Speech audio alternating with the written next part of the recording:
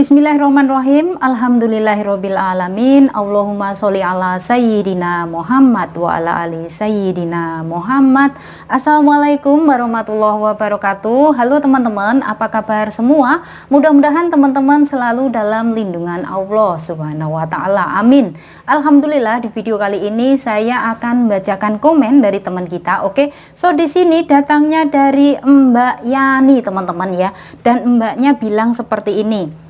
Aku malahan pengen punya bos yang sayang, perlakukan pembantu sama nggak beda-bedain. Masalah gaji nggak begitu saya pikir, karena saya juga kan baru. Bahasa Inggris juga belum lancar, ya menyadari aja ya. Di sini saya setuju banget ya, karena ini buat yang masih pemula teman-teman, yang baru pertama kali memulai untuk bekerja di Singapura. Yang penting kalian itu di sini harus memikirkan mendapatkan majikan yang baik. Ya, karena apa? Misalkan kalian mendapatkan gaji yang besar, tapi itu kalau majikan kalian suka ngomel-ngomel, majikan kalian suka komplain-komplain, majikan kalian suka marah-marah, kalian kerja begini salah, kerja begitu salah, itu nggak bakalan bisa bertahan lama di majikan itu teman-teman. Tapi kalau di sini kalian itu mendapatkan majikan yang baik, ya, memanusiakan manusia. Dalam arti itu benar-benar nggak beda-bedain. Toh kita ini di sini sebagai seorang pembantu, ya. Tapi hal seperti ini memang janggal banget teman-teman ya. Biasanya kalau kita kerja di Singapura itu teman-teman, yang namanya pembantu tetap aja pembantu kayak gitu. Meskipun majikannya baik kayak gitu, tetap kita itu statusnya sebagai pembantu. Tapi ada juga loh mbak ya, meskipun kita ini sebagai pembantu, tapi kita makannya tetap satu meja. Terus apapun makanan nggak pernah dibeda-bedain. Ada teman-teman, saya pernah bertemu dengan mbak yang punya nasib yang benar-benar baik seperti ini. Ngomong sama saya, mbak, saya itu pernah ya mendapatkan majikan yang baik. Saya itu selalu dikasih uang, mbak. Majikan saya itu benar-benar nggak perhitungan banget sama saya. Saya itu selalu dibelikan baju, apapun kebutuhan saya dicukupin, mbak. Ya, itu tinggalnya cuman dengan memnya aja. Karena memnya ini nggak nikah, teman-teman. Dan selalu dibawa ke kasino. Kalian tahu kan kasino yang ada di Sentosa, tempat untuk main itu loh, teman-teman. Main uang ya, kayak gitu. Itu orang kaya-kaya semua yang pergi ke kasino itu, semuanya orang yang berduit, semuanya orang yang beruang teman-teman ya. Saya ketemu waktu saya nganter ama ke kasino teman-teman. Memang ama saya tuh juga suka main uang tuh suka banget. Karena kalau di rumah terus ya, si ama ini selalu bikin ulah. Makanya setiap hari saya itu dari pagi sampai malam itu selalu ngikutin ama. Itu waktu saya bekerja di daerah Potong Pasir teman-teman. 2 tahun saya di situ ya. Karena memang nggak ada anak kecil ya. Tugas saya ya waktu itu, job saya adalah menjaga ama. Tapi bukan berarti 24 jam menjaga ama saja. Bukan teman-teman. Saya juga membersihkan rumah, saya juga masak ya, dan lain sebagainya. Biasalah teman-teman, semuanya serabutan kayak gitu. Dan di situ saya juga cuci mobil waktu itu. Tapi nggak setiap hari. Cuman kalau kotor aja. Karena waktu itu bos saya teman-teman itu adalah pekerja kantor ya. Jadi setiap hari harus ngantor. Setiap hari itu mobilnya dipakai kayak gitu. Nah, jadi di sini buat teman-teman semuanya yang saat ini kalian masih numpang proses di PT ya. Kalian jangan sampai berpikir tentang gaji yang gede. Jangan ya. Karena apa? Di balik gaji yang gede itu pasti ada resikonya, mbak ya. Hampir semuanya seperti itu. Di balik gaji yang gede itu pasti ada resikonya. Entah nanti majikannya rewel, entah nanti pekerjaannya yang banyak nggak akan pernah ada habisnya. Terus ujung-ujungnya kalau pekerjaan banyak, nanti pasti akan jam istirahat kalian bakalan terlambat. Ya, kalian nggak cukup tidur, kalian kurang tidur teman-teman.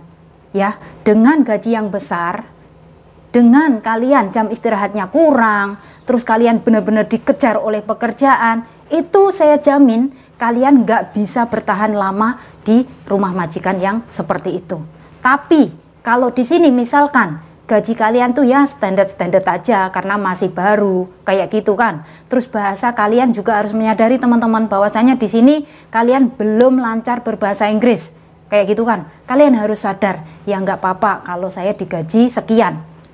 Ya rata-rata gaji di Singapura saat ini teman-teman ya standar untuk yang masih baru, yang masih pemula itu sekitar 550 dolar. Kayak gitu teman-teman, itu gaji normal bagi anak yang masih baru ya. Tentang potongan dan sisa potongannya itu enggak sama, tergantung pada agen yang kalian numpang proses. Di sini enggak ada yang sama teman-teman. Kenapa Mbak enggak sama? Iya, karena mungkin dari uang fee yang majikan bayar ke agen itu juga enggak sama teman-teman. Beda-beda agen itu uang fee-nya juga berbeda. Semuanya berbeda. Pokoknya berbeda prosedur teman-teman. Jadi di sini kalian yang penting kalian mendapatkan pekerjaan, kalian yang penting mendapatkan majikan yang baik yang benar-benar bisa memanusiakan manusia. Karena apa teman-teman? Misalkan kalian mendapatkan gaji yang besar, tapi di situ kalian dituntut untuk bekerja itu nggak ada habisnya. Kalian benar-benar harus bekerja terus tanpa ada jeda, tanpa ada jam istirahatnya. Bahkan di saat kalian untuk makan siang aja itu buru-buru banget. Apakah hal seperti ini ada? Banyak teman-teman ya. Saya itu punya tetangga, dia itu rumahnya sampai tingkat 3. Itu kerjanya benar-benar buru-buru banget. Buru-buru banget. Semua kerjanya itu benar-benar banyak sampai numpuk. Karena apa? Cuman satu. Pembantunya tuh di situ cuman satu teman-teman. Ya. Dan di situ mbaknya benar-benar dituntut untuk harus habis pekerjaan dalam satu hari. Ya di situ memang ada rutinitasnya dari hari Senin sampai hari Minggu atau Senin sampai hari Sabtu itu ada. Jam kerja itu di situ sudah ada, schedule jadwal kerja ya. Jadwal kerja di situ sudah ada. Tapi di situ mbaknya kan benar-benar dituntut untuk bersih semua. Apalagi ini adalah negara Singapura teman-teman. Semuanya harus terlihat bersih, harus terlihat rapi.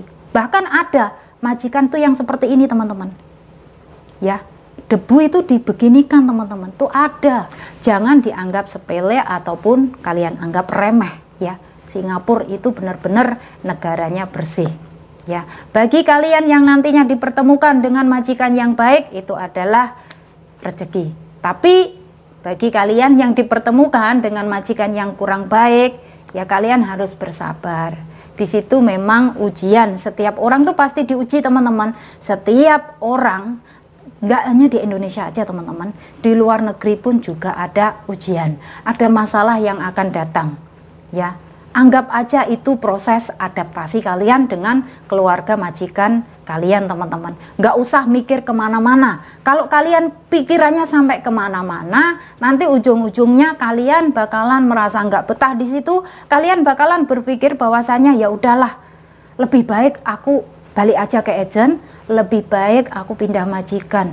Jangan teman-teman ya, tahan dulu, tahan. Semua orang yang kepengen sukses itu harus mau berproses ya. Nggak ada yang instan, nggak ada yang mudah, nggak ada yang gampang. Semuanya butuh perjuangan Mbak ya. Jangankan kalian saja, saya sudah melewati semuanya teman-teman. Dari hal yang pahit seperti apapun itu sudah saya lalui ya. Tapi di sini karena saya ingat bahwasanya nanti kalau saya pindah saya kena potongan kayak gitu. Saya mencoba bertahan. Kalau benar-benar majikannya ini benar-benar toksik teman-teman, saya bertahan sampai 1 kontrak saja. Setelah itu barulah saya ngomong bahwasanya saya nggak nambah kontrak lagi, saya mau cari majikan baru. Karena apa? Saya sudah tahu, saya sudah paham bahwasanya majikan ini orangnya toksik banget kayak itu. Buat apa dipertahankan? Kayak nggak perlu. Toh kita itu ibaratnya teman-teman, kita nggak salah, tapi kita tetap disalah-salahkan kayak gitu. Itu toksik majikan. Ya, ibaratnya majikan tuh selalu mencari kebenarannya sendiri. Kayak itu. Adakah seperti itu? Ada teman-teman. Ya, nanti kalian bakalan merasakannya sendiri setelah kalian sampai di Singapura. Berbagai cerita, keluh kesah, suka duka Mbak TKW yang bekerja di Singapura tuh bermacam-macam teman-teman. Nanti kalau kalian sudah pergi liburan, sudah kumpul dengan teman-teman yang ada di City Plaza, atau kalian mau nanti ke Bugis atau ke Orchard atau entah kemana saja, Nanti kalau kalian sudah bertemu dengan Mbak Indonesia, cobalah kalian sharing teman-teman. Apa yang kalian rasakan di dalam rumah majikan, siapa tahu nanti kalian mendapatkan solusi. Siapa tahu di situ kalian nanti bisa tukar pendapat kayak gitu. Mbak, ini bagaimana ya majikan saya seperti ini. Mbak, ini bagaimana ya saya itu punya majikan yang seperti ini dan lain sebagainya. Kalian bisa sharing pada teman-teman yang mungkin akan kalian temui saat off day kayak gitu ya. Jadi di sini buat kalian semuanya harus tetap ingat dengan tujuan awal, jangan sampai kalian kendor, jangan sampai kalian gampang putus asa terus akhirnya kalian kepengen pulang lah, kepengen balik agent lah. Pikir dulu sebelum kalian memberikan keputusan. Oke teman-teman, karena ya seperti itu, kerja di Singapura itu benar-benar mental tuh nomor satu ya.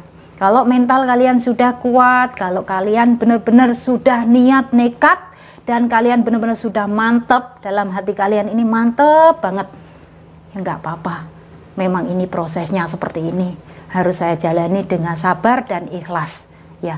Insya Allah nanti kalau kalian benar-benar bisa menjalaninya dengan penuh kesabaran dan keikhlasan, insya Allah akan berbuah manis kayak gitu loh teman-teman ya. Memang nggak gampang. Dan pesan saya buat teman-teman semuanya yang sudah sampai di Singapura tapi kalian belum punya buku rekening pribadi, ayo buka rekening pribadi yang ada di City Plaza lantai 1, nama banknya Bank BNI, dengan persyaratan bawa WP, paspor dan juga uang teman-teman. Dibuka hanya setiap hari Minggu saja dari jam 10 pagi sampai jam 4 sore ya. Bagi yang off day-nya hanya sebulan sekali, kalian bisa daftar mungkin minggu depan kayak gitu. Oke, so nanti kalian bisa ganti nomor PIN-nya bulan depan, nggak apa-apa ya. Jangan sampai kalian istilahnya sudah masuk ke negara Singapura tapi kalian belum punya rekening pribadi. Jangan sampai teman-teman. Lebih aman, lebih baik kalau kita punya rekening pribadi. Kita mau nabung uang berapapun itu bakalan aman. Tapi kalau kalian semuanya ya sudah sampai di Singapura kok belum punya rekening pribadi, itu benar-benar sangat-sangat disayangkan. Karena apa? Nantinya setelah kalian pulang ke Indonesia, kalian bakalan baru merasakan, ya Allah, kerja di Singapura, pulang-pulang ke Indonesia nggak ada tabungan. Ya itulah, penyesalan akan datang di kemudian hari. Penyesalan akan datang di belakang teman-teman. Nggak ada penyesalan itu datangnya di depan tuh nggak ada ya. Jadi di sini buat teman-teman semuanya, semua ini juga terbaik buat kalian, semua ini juga yang terbaik buat kalian. Dan juga buat teman-teman yang sudah terlanjur masuk di PT, kalian belum punya rekening pribadi juga, kalian nanti bisa buka rekeningnya di Singapura Mbak ya. Jadi kalian buka rekeningnya di Singapura, setelah kalian pulang ke Indonesia kalian masih bisa menggunakan ATM yang sama ya. Kalian bisa mengambil di ATM-ATM yang ada di Indonesia seperti itu, masih bisa. Oke. Dan di sini buat teman-teman semuanya yang ingin bertanya entah tentang soal apapun itu, tinggalkan komen kalian di bawah. Insya Allah nanti akan saya jelaskan lewat video. Nggak lupa juga di sini saya selalu memberikan doa, memberikan support serta dukungan buat kalian semua. Semoga diberikan kemudahan, kelancaran. Semoga dipertemukan dengan keluarga majikan yang baik. Semoga yang sudah berada di Singapura kalian semua bisa selesai sampai finish kontrak dan akhirnya kalian bisa pulang ke Indonesia dengan membawa hasil yang memuaskan. Amin. Dan saya akhiri sampai di sini. Akhir kata, wassalamualaikum warahmatullahi wabarakatuh. See you on my next video. Bye bye.